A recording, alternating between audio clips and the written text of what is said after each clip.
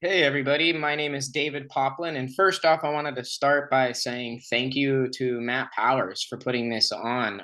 Our future is honestly an amazing online experience of just, having everybody come together and of so many different speakers. Some I've met in person, some I've never heard of, but it's amazing to see everyone come together and speak about their passions, their studies. Some of us have been putting a lot of time and effort into these topics, and it's honestly a pleasure to be able to share it with the world. So, my talk today is going to be about extraction methods for medicinal compounds. The gist of this talk is to be able to hopefully better understand why and how to extract certain compounds of interest, whether it's for medicinal, whether it's for therapy. And that's my goal, is to hopefully that we all can gain a little bit more about extraction methods and techniques. So, my first thing that I wanted to talk about is understanding medicinal compounds. So, what is a compound? A chemical compound is a substance that is made of two or more elements, and they're held together by these what we call chemical bonds. So, on this slide, I have two examples of very common chemical bonds. So we have first the covalent bond. A covalent bond is when electrons are shared between two atoms. I have some examples here, CO2 and ethanol. The reason why I chose CO2 is because it's so relevant in our life. We're expelling CO2. Every word I'm saying, CO2 is coming out of my mouth. Um, and it's very important when cultivating many different types of plants and fungi. For example, with cannabis, you are tracking your CO2 concentration, and it has to be above at a certain parts per million for enable for your plants to be able to breathe and actually get enough CO2. That way they can go through their whole, photosynthesis system. And I put ethanol because ethanol is just a very common solvent. A lot of us consume ethanol. Hopefully not consistently, but it's very available. Let me just say that. It's also just a good solvent to use because of the availability. The second bonding that I wanted to talk about, just to kind of give us like a idea of what these compounds are, is an ionic bond. So an ionic bond is a linkage formed by electrostatic attraction of oppositely charged ions. So, for example, we have sodium chloride, which is table salt. And table salt is, we all know that table salt is soluble in water. So that's my next point, is polarity and solubility of compounds. But let's say we put this table salt in water. We can't see what's going on electrochemically, but we kind of know that it's going to split into its two ions. We know sodium has the positive and chlorine has the negative ion. When together they make table salt. When put in water, they ionize and go into their separate ions. Another example that I put there is calcium sulfate. The reason why I put this is for a lot of us mushroom cultivators add calcium sulfate, which is gypsum, to our substrate. This just adds, same thing. Once we add water to our substrate to get our certain field capacity, meaning our certain how much water we want to add. That way it's not too saturated or it's not too dry. So once we find our right field capacity, we add this gypsum to it as well. And the gypsum, same thing. The water is going to cause the calcium sulfate to ionize, causing these ions to kind of, break up, so our mushrooms are able to digest them a lot easier. So another important aspect of understanding a compound is the polarity. So when we're going to extract anything, we need to understand the polarity, meaning the solubility of this compound of interest in, let's say, water or ethanol. Like likes like, essentially. So a polar compound is going to be extracted using a polar solvent, and vice versa. If we have a nonpolar compound of interest, then we're going to be using a nonpolar solvent. So physical properties is another great point to talk about. Physical properties, let's say melting point or boiling point. For example, The melting point, our boiling point of psilocybin is around 200 Celsius. There's different papers that kind of like talk about this in different, or say like it's a little bit lower, a little bit higher, but let's just say 200 Celsius. So if we're doing an extraction on psilocybin, we definitely don't want to go over this boiling point because it can degrade our compound. And that's not what we're trying to do. We're trying to purify, isolate, and make our compound as pure as possible, not degrade it by boiling it off, essentially. Chemical property, we really need to understand this. This is important for safety. Safety is going to be is one of the main things that we need to focus on when thinking about extractions. Is our solvent flammable? If it is, then we need to make sure we are performing our extraction in a safe environment where it's not no open flames or no electricity in sight or in contact. Same with toxicity. We want to make sure that the solvent that we're using is not going to poison us. Do we need to wear a certain type of gloves for this solvent? Do we need to have proper ventilation? Let's say a fume hood. Same with acidity. Acidity is going to be very important with doing extractions, whereas like, do we need to have an acidic solution or a basic solution in order to perform this extraction? Functional groups play a huge role in extractions. I put an example here.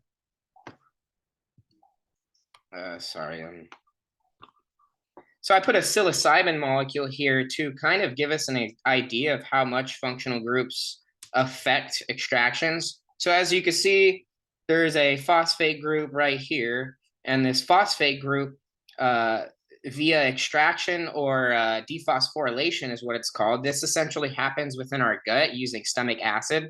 So there we go again, using something acidic to dephosphorylate this psilocybin molecule. Then this phosphate group essentially pops off, and this hydrogen here will come and connect to this oxygen, creating a hydroxyl group, so an alcohol group.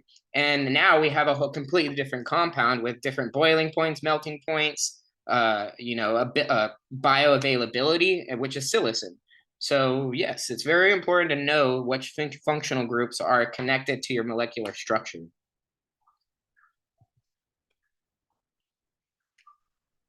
So why do we want to extract? What's the point? I mean, why not just take the fruiting body? Why not just, I don't know, smoke some cannabis instead of extracting the certain cannabinoids in that plant? Well, we want to extract because we want to isolate the medicinal compound of interest and figure out, what is the medical benefits of this. We want to isolate the medicinal compound and further investigate the medicinal benefits. So is this compound of interest going to be medicinal, or is it going to be, I don't know, maybe something that we don't really care too much about? Then we want to purify and concentrate them. That way, a better understanding for dosing purposes for, let's say, how much is someone supposed to take it a day? How often do they take it? All this gets down to research. So how much research? Once we get down to, purifying and concentrating, then we can allow for research to be continuous or continued and follows. So science is being able to reproduce something over and over again, getting the same results. Once we know what the compound does, once we purify and concentrate it, then we can continue the research essentially. So what are solvents? A solvent is definitely going to be used and needed depending on whatever extraction you're trying to perform. A solvent is a liquid that is capable of dissolving or dispersing one or more substances. And I gave examples of different nonpolar and polar solvents. Mainly the ones that I used are the ones that are more available and more commonly used in this practice. So for nonpolar, there's butane, hexane, carbon dioxide, CO2, and diethyl ether. And yeah, these are all very great solvents to use when you're trying to extract non-polar compounds. Same for the polar. Polar, we have water, ethanol, methanol, and ethyl acetate, all very great.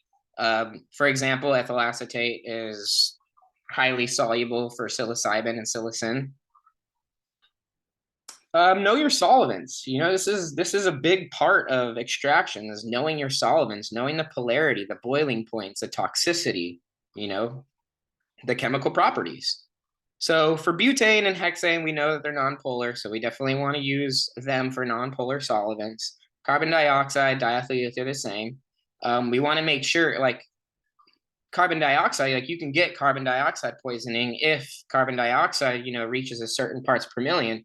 So it's important to know your solvent and know how it reacts within your body. And that's when you would kind of need, a CO2 meter and some proper ventilation to make sure that we don't get the CO2 poisoning. It's the same for butane. So butane is heavier than air. So if you're doing a butane extraction, you want to make sure that your ventilation is lower than air, because butane is going to fall to the ground, and then you want to have it properly extracted or ventilated out. Butane fires are very common with extractions, and they are very dangerous because of that fact of them being heavier than air. So the flame almost just flows on the floor, and you don't even know, you don't see it, you can't tell that there's a puddle of butane on the bottom just puddling up. Same with diethyl ether. So diethyl ether is a great solvent, but it also forms these peroxides when exposed to oxygen, and these peroxides can literally spontaneously combust into an explosion just from being exposed to oxygen. So I mean, that's something to note. Again, proper ventilation is huge with extractions. I put water sucks, like water sucks. It really, really sucks from like Waterboy, but it's actually like one of the greatest universal solvents. Like you can extract so many different things with water. Methanol is a great solvent. Methanol is being used right now a lot for analytical chemistry, for testing concentrations of, let's say, psilocybin, THC, or anything in that nature. Ethanol is a great solvent. I mean, it's very widely available. I mean, I did an experiment where I took a bottle of vodka from my store down the street, and I actually increased the proof by putting it in this rotary evaporator. I'll get to that machine, but I essentially put it into this rotary evaporator with oranges, and like I think I did some mint leaves and some just other like very fragrant plant matter, and essentially infused my ethanol with these like aromatic compounds, and it tasted great, and I increased the proof. So I literally essentially purified and got some of the impurities out of that ethanol that I bought from the store. But you could still use that ethanol from the store for extractions. So now that I've kind of talked about some extraction solvents and some extraction, build up into, let's talk about what equipment or what methods to be used.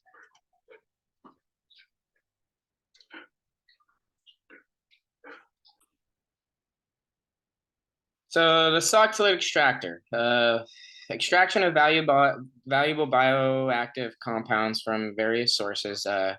It's dependent on solubility in specific solvents. Again, coming back to knowing your solvent, knowing your compound. The main reason why a lot of extraction artists like to use this equipment is the autonomous recycling solvent method. So pretty much what it does is we have this thimble essentially in the middle of this glassware that holds your excuse me. So we have this thimble, and it holds your dry sampled material, plant or fungi, and it holds that, and then we have your boiling solvent at the bottom, and in this photo you can see it's all red. So essentially the solvent is boiling, and as it boils, it evaporates and it goes up the system to this blue part in the photo, where that's a condensing coil. So once the solvent evaporates, it goes up into the system, hits this condensing coil, and recondenses back into a liquid into the thimble. Once this thimble increases, or once the thimble fills up with the solvent and has this siphon on the side, where the solvent will then siphon back into the boiling flask and repeat the process. It's kind of cool. You'll start to see your solvent start to gain saturation of your extraction. So like, let's say ethanol is a clear solvent, and you'll start to see how your ethanol starts to turn normally like a golden color. And this essentially will continue to happen until your solvent reaches a saturation point. And at that point, your extraction is essentially done, or you can add fresh solvent and continue that method. It's very simple to use. It's a great way to extract fungi and plant medicines. And like I said, it's not autonomous. So it just literally continues doing its own thing. So I wanted to talk about, oh wait, gotta go back. Oh wait.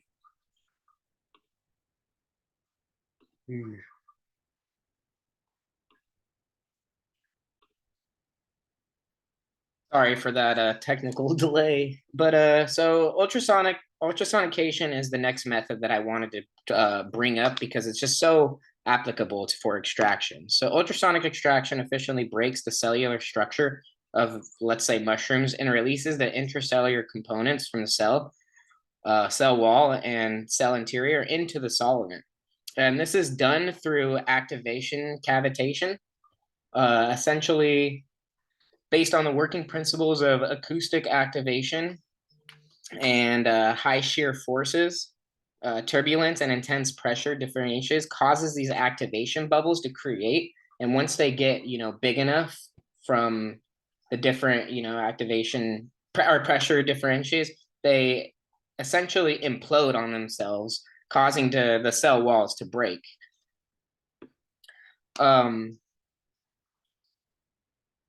So I put chitin and chitosan. So chitin is what the mushroom cell walls of mushrooms are made out of, and chitosan is the most well-known derivative. And chitin can be deacylated using a basic solution and ultrasonication. So I just wanted to kind of like show that there is application of even converting different compounds into another more bioactive or bioavailable compound. So basically, I wanted to play this video. Here's like an example. I hope this shows as I'm, I hope it shows. But here's a quick example of cold mushroom extract using sonication. You could see how the water starts to get like a darker color, meaning that, it's working. You're extracting.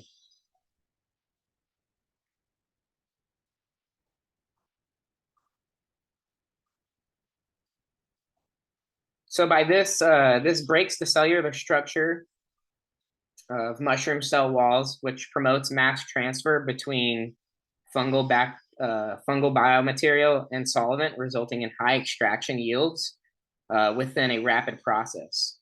Now, what's really cool about sonication as well is it also promotes sterilization of extracts by killing bacteria and microbes. By doing the same thing, it's lysing the cell walls of this bacteria and microbes, killing them, not allowing them to potentially grow in your extract.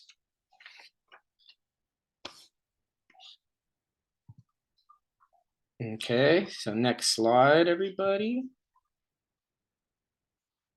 This is an awesome video of a sonicator dissolving a gummy bear.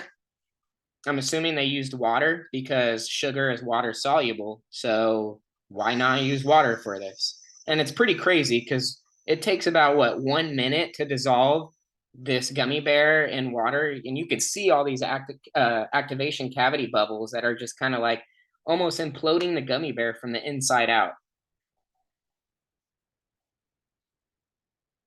Yeah, this minute's only 1 minute and 5 seconds, so it takes that long to dissolve a gummy bear. And let's say we put this gummy bear in water. Eventually, it's going to dissolve, but we have to sit there and shake it, and it's probably going to take, I don't know, maybe a couple hours of just letting the gummy bear sit in water. So sonication is honestly pretty amazing for extractions, and I found one on Amazon. It's about $250. It's not a bad deal, and I had a friend using it, and she said that it's honestly for a good bang for the buck. So I mean, it's a really good method to kind of mess around and try some extractions out with.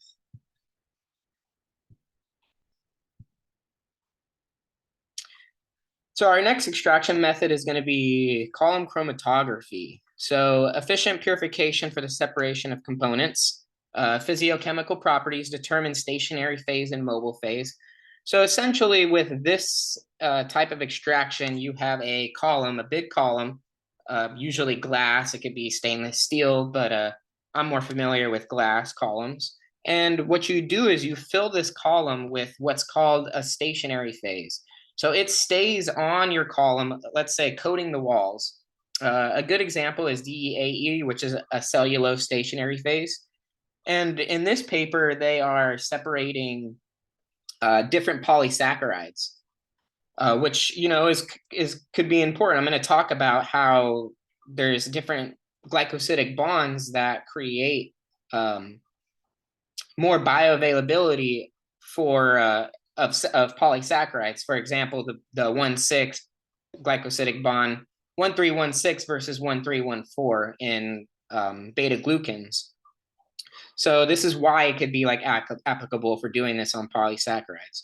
Essentially, so what they did was they put their column, they filled their column with, so anion exchange is going to be developing a column that will allow for positive or negative compounds to flow through your column or get stuck to the walls. So in this example, they have a positively charged stationary phase, and this positively charged stationary phase is going to allow the polysaccharides that are more highly positively charged to not interact with the cell walls, or with the not cell walls, with the walls of the stationary phase or the column, and they will flow through the column a lot faster versus the ones that have more negatively charged are going to stick to and interact with your stationary phase and flow out of your column at a different time. So you can essentially separate polysaccharides doing this method. After they did this method of anion exchange, you can do gel gel R size exclusion. So essentially, then they're just using the different molecular masses of these polysaccharides and the same idea of the anion exchange. So essentially, they use a stationary phase that will allow larger molecules to flow, larger molecular mass or polysaccharides to flow through your column, and the lower molecular mass polysaccharides will interact with the stationary phase or the column more and elute from the column at different rates. It's a really great, I think my favorite column chromatography experiment that I did was extracting green fluorescent protein from a jellyfish. And that was pretty awesome to be able to actually use a column and this exact, anion exchange and then molecular mass exchange, or gel column chromatography, to essentially extract and purify my green fluorescent protein. And then at the end, we had like a vial that was bioreactive or UV reactive. It was pretty cool. So great method. Acid base. So this is a great extraction method for liquid extractions. Let's say we're trying to extract something from a liquid. I'll play this video and kind of explain what's going on. Separated funnel with your tool stand. Ensure the tap is closed. So this is a separatory funnel. Essentially, you're going to be putting two different solvents in there. It comes down to like solubility for sure. You definitely want, let's say, oil and water are going to separate. And we can definitely see, like in this video, how these separations are going to occur and how you can potentially extract certain compounds from a liquid. Place the lid on the separating funnel, then remove from the stand. Agitate the separating funnel to combine the reagents. Depending on the experiment. So it's kind of cool how you can see how it'll build like an emulsification. You know, it's separating, but it's trying to like get together. So essentially, you're doing an extraction and extracting out, let's say, whatever compound is going to be soluble in this bottom layer, and then you can essentially take it out with using what's called a stopcock. But you essentially use that to open up your funnel and pour off, let's say, the bottom layer or top layer, you know, and your compound of interest will be in either of those layers depending on the chemical properties.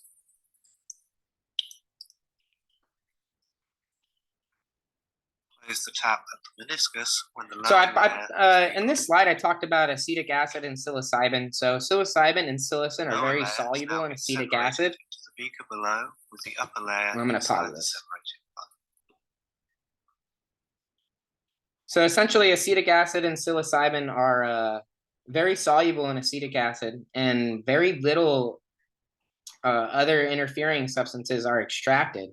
So essentially, we can put a psilocybin or psilocin extract in these separatory funnels with acetic acid and do this method that was just showed, and we can purify it by extracting it with the acetic acid. So once we take out the acetic acid level, everything else that separates out is going to be the non-solubles or impurities that we can extract out. Start by mounting the separating funnel in your tool stand. All right, so now we're kind of getting into like post-production. Like once we've done our extraction and we have, let's say, an ethanol extract, then we need to start worrying about purification. So a vacuum filtration, this is a Buckner funnel. So Buckner funnels are amazing. They are very fucking, excuse my French, they are relevant in extraction. And essentially what it is it's a filtration system. And it allows us to filtrate out our solids that we used to extract. So essentially, let's say we had an ethanol extract of lion's mane. Then we have lion's mane sitting in a solution of ethanol. We could put it into this Buckner funnel and get out all the solid material using a filter plate. And these filter plates or paper, you can choose the micron, whether you need, you know, more porous or less porous, to make sure that all the solids stay at the top of this funnel and all your liquid is essentially collected at the bottom of this flask, vacuum flask, via vacuum filtration. So this is a vacuum filtration system. You have your nozzle here that you connect a vacuum to pull vacuum on the system, pour your solvent solid mixture into the top of that, and at the end you're left with your solvent in your vacuum filtration flask. Now once we do that, then we can essentially put it into what is called a rotary evaporator. So this right here is a lion's mane extract that I did, essentially just soaking my lion's mane extract for about a month in ethanol. I used 190 proof ethanol, organic cane ethanol that I got from one of my local gas solvent supply stores. And yeah, I'll play it again. So essentially what this rotary evaporator is doing is taking out the solvents used. So it's a solvent recovery system. It's going to essentially take out the ethanol that I used and allow me to just have my compounds of interest of whatever I extracted in this boiling flask. This works by boiling point. So you needing to know the boiling point of ethanol is very important in this process. So I believe it's around 70 degrees, and I would set it to that. My heating bath, set it to 70 degrees, and essentially what it does is it's using PV equals nRT. So that's the ideal gas law. We don't really need to worry about all this other gibberish, but when it comes down to it, it's pressure equals temperature. So as we pull vacuum and decrease the pressure, it allows us to decrease the temperature of the ethanol to be taken out, which allows us to take out the solvent at a lower temperature, which potentiates the effects of not degrading our compounds of interest. It goes back to the boiling points of psilocybin. Let's say we don't want to hit a higher temperature. So it allows us to drop the temperature of our solvent to take it out under vacuum, creating a more purified substance or a more purified compound or extract. This works the same way. Here's a material refinement chart that I got from Across International. They are a pretty good company on buying some of this equipment that I've talked about. Definitely be careful, do your research before you purchase anything. But you could see that I really like the schematic because you can see the heat right here and the heating mantle. And essentially it boils off your solvent as this spins. As it's spinning, it's creating like a thin film along your boiling flask and allowing the solvent to evaporate at a quicker rate. Once the solvent, and this is all done via vacuum, so you're pulling vacuum on the system to allow the solvents to influence the direction of these evaporated solvents. Once they evaporate, they go up into the system and hit again a condensing coil. This condensing coil then allows the solvent to recondense back into its liquid form and recollected. So it's really cool to use this rotary evaporator because you can essentially keep using your recycled solvent. You could, and I've done experiments where it didn't, I used it 10 times and it still didn't degrade. It got like a little bit of water in it. So you can use a hydrometer to kind of test the concentration of your ethanol. But essentially, I didn't extract and use my solvent 10 times in a row before it started to get to a spot where it's like too much water for the extract.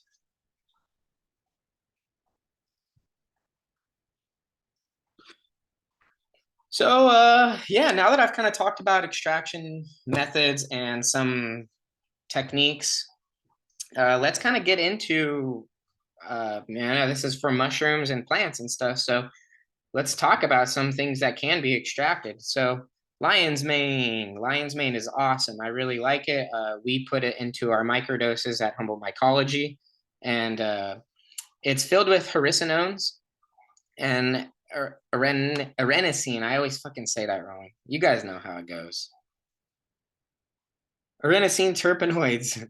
So one method that you could use that most people are doing for mushroom extracts is the dual extract method, where they're using water and, let's say, ethanol. That way you can get the water solubles and the ethanol solubles. Or, yeah, exactly. Now you want to do both, for example, because triterpenes are insoluble in water, but soluble in ethanol. Same with beta glucans. So beta glucans, not like that.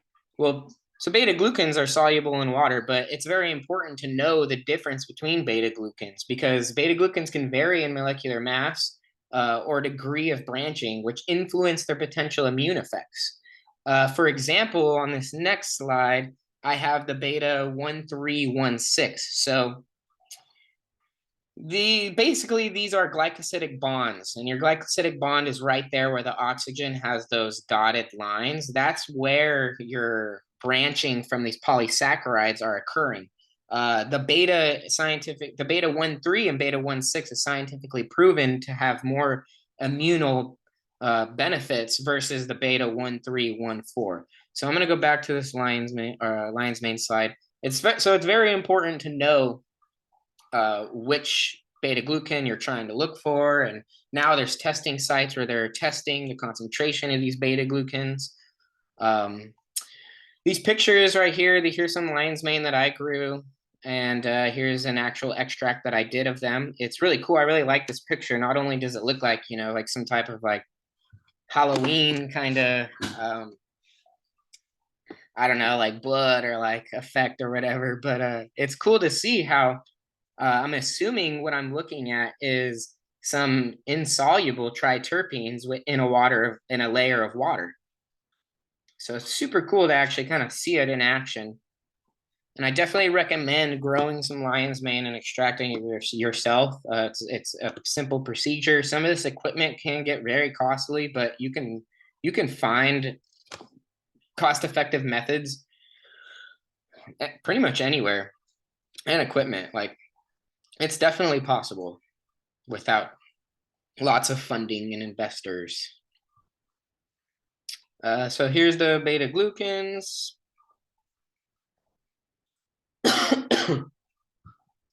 Boom, boom, boom. So yeah, let's talk about some turkey tail. So turkey tail has a polysaccharide called polysaccharide crestin in it. It has anti-tumor and immune stimulating properties. It's honestly a great mushroom. Not only is it great, it's beautiful. I find some sometimes in the redwoods. I've never tried growing them yet myself, but I definitely want to. It's on my bucket list. I just kind of talked about essentially dry your turkey tail and grind it up. And we know that polysaccharides are soluble in water. So here we go again, water being a very, very important solvent. So essentially, like if you wanted to extract this polysaccharide crestin, you can grind up your turkey tail. It's a very hardy mushroom, so it's very hard to grind up. I don't know if anyone's tried. I've done this before, and it took a while, and I actually had to buy like a different grinder to kind of make sure that it can grind it up as good as I can. The reasoning behind grinding is the surface area. You want to increase your surface area to solvent ratio. So the more ground up, the better. Then boiling on a hot plate for about 4 hours. And again, you want to check polysaccharide crestin's boiling point. You want to make sure that you're boiling the water or having hot water. I don't even think it's boiling, honestly. But you want to make sure you check your boiling point of the PSK and don't go over that, or else you're going to start degrading that compound of interest. Then again, you use your Buckner funnel to filter out the ground up mushroom that you used. And you then can reduce the water to desired concentration. Usually there's math equations that you could use to determine, let's say you want 1 milliliter of extract to equal 1 gram of your dried material, then you're going to have to figure that method out, or that math out. This one was cool. So Agaricus subrufensis. Agaricus subrufescens. I don't know. We're all humans, and I'm not like, we're gonna mess up on taxonomy. It's very hard, so don't get mad at me. But this mushroom is really cool. I had Alan Rockefeller up here not too long ago, and he ran a mushroom foraging excursion up here in the redwoods, and he's the one who brought me into this mushroom, where he was like, smell this, and I was like, whoa, it smells like benzaldehyde. And he's like, it is. And I was like, whoa. And then he started laying out facts and stuff, and I was like, okay, I'm going to add this to my talk. So it's just another mushroom compound, which is the benzaldehyde, that's going to be of interest, because benzaldehyde, it smells so fragrant and almondy. It's used for almond fragrance and flavoring. So benzaldehyde is the simplest aromatic aldehyde, contributes to the scent of oyster mushrooms as well. And it just smells good. There's a lot of different aldehydes that create different smells and used in different industrial applications that we use every day.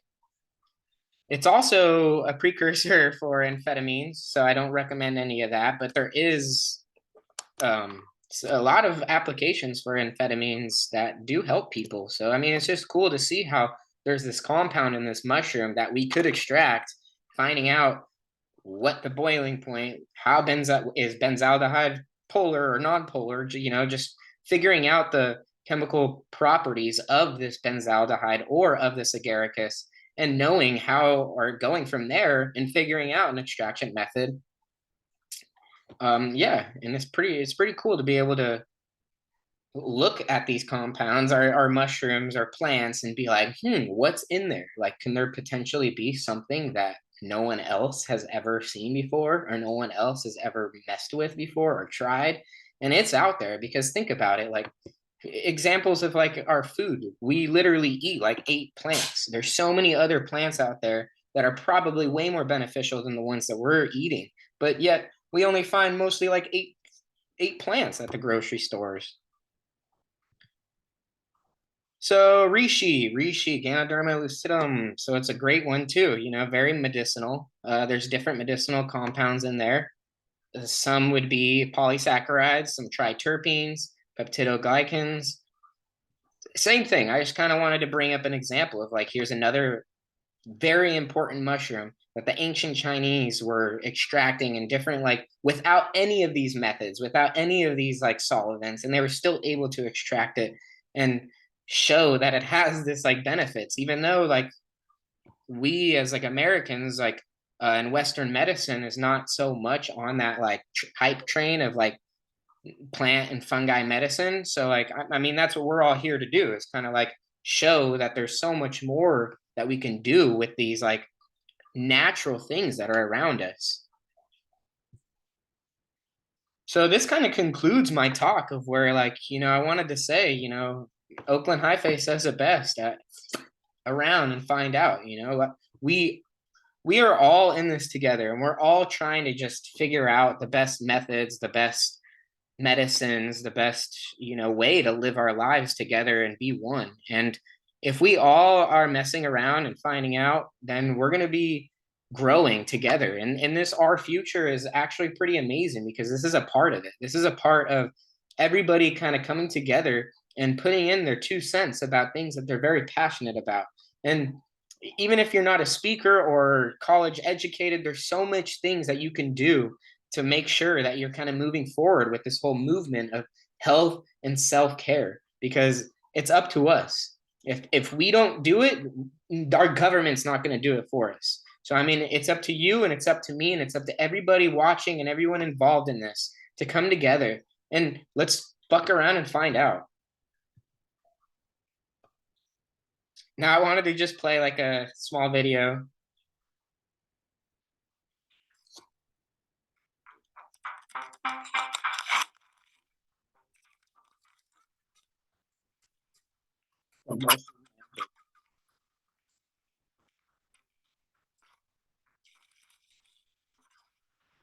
So that's our truffle. That's actually our old packaging. For me to move forward, I'm doing biodegradable packaging or anything that doesn't involve plastic.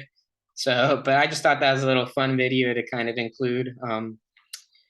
Yeah, I didn't bring up at the beginning, but I am the founder of Humboldt Mycology, where we sustainably grow psilocybin mushrooms and other mushrooms as well, but focusing on psilocybin at the moment, and create different products. That way, people can be introduced into this great medicine that the war on drugs kind of like made everyone scared of, or like at least like the older generations. And I'm just, our goal is to create clean, reliable medicine for people, and to do what we're doing right now, is to just continue educating and making people feel safe about eating more mushroom products, psychoactive and non. Oh, not again. So cheers, everybody. It's been a blessing. Again, thanks to Matt Powers and Our Future for making this all happen.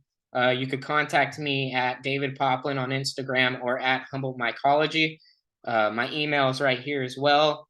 And again, we're all in this together, and let's just take care of each other, and let's make sure that we're on the right track of a brighter future.